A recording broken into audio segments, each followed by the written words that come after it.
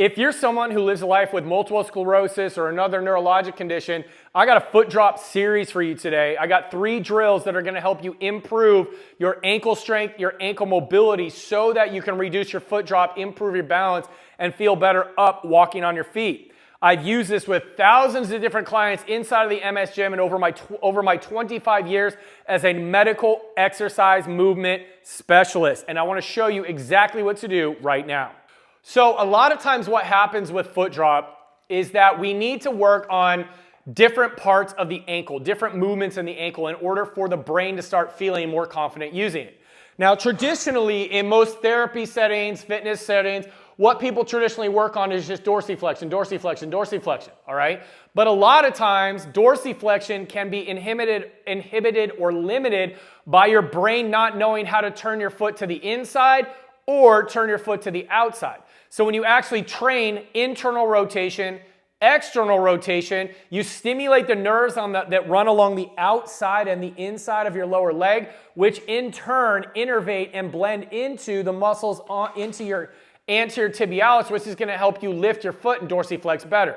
So today I'm going to show you a 3-part movement training circuit that's going to help activate all 3 of the compartments of the lower leg necessary for improved dorsiflexion. So the first thing that we're going to do here is we're going to work the muscles inside. So we're going to work the internal rotators of the ankle. So what I want you to do is you're going to put a light band around your foot and you're going to pull it to the outside, okay? You don't need to move very hard, and if this is really hard for you to do with your hand, if it's an affected hand, you can tie this band around a fixed object like this, a table, put it under the door, whatever it might be, and you can anchor that to a fixed object. Now what we're going to do here is we're going to start with our foot to the outside. We're going to use the muscles inside here, holding tension on that band, holding those abs and everything in, and we're going to rotate to the inside and then come back out slowly, okay? So sitting up nice and tall, ready, and pull in. And 1, hold, and come back. 2, hold, and come back, knowing I'm just rotating on my heel. 3, hold, and come back. 4, hold, and come back. 5, hold, and come back. So now, real quick, let's just say you can't even do that. Let's say you need assistance. What you can do is hold the band in the other hand, and then you're going to pull and anchor that on this leg, and then the elastic potential energy, this resistance band, is actually going to help you pull that foot in, and then you come back. So you're pulling on that band. It's going to help you pull in. So we activated going inside. Now we're going to activate going outside. So what we're going to do is we're going to put our band this way. Now we are going to do the same setup that I was just showing you with that modification. We're going to hook it on this leg. Then we're going to use these muscles right here to push to the outside, okay? So we're going to use right here, sitting up nice and tall. And it's a 1, and back in. 2, and back in. 3, and back in. 4, and back in. 5, and back in, okay? Again, if you need a modification, switch hands, then you're going to hold out here. You might need to grab this or hook this onto something so you have some resistance, and you're going to assist and pull your foot to the outside and then let it come back in.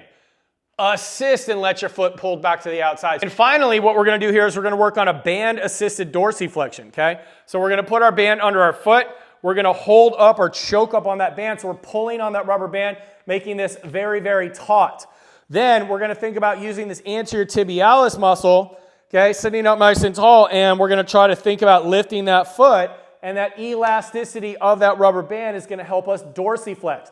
But I still want you actively contracting the anterior tibialis, pushing back down with the calf or the soleus, pulling up with the anterior tibialis, pushing down with the soleus. So you're working on plantar flexion and dorsiflexion actively.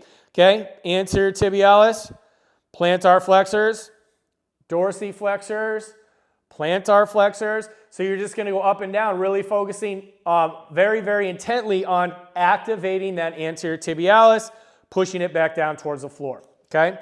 Now, on all of these repetitions, or on all these exercises, I want to recommend between 5 to 15 repetitions. Now, if you can only get 3 repetitions, that's fine, but I really want you to focus on that intentionality.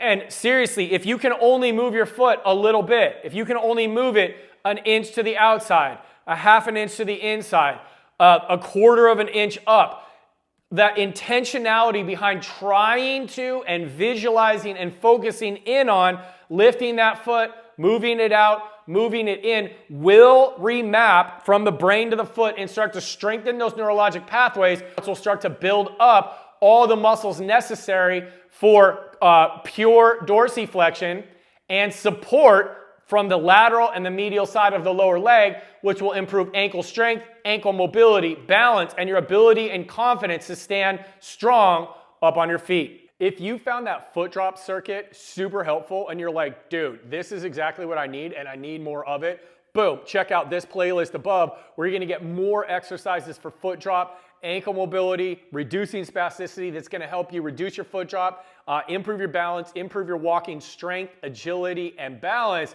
to help you counteract your neurologic symptoms.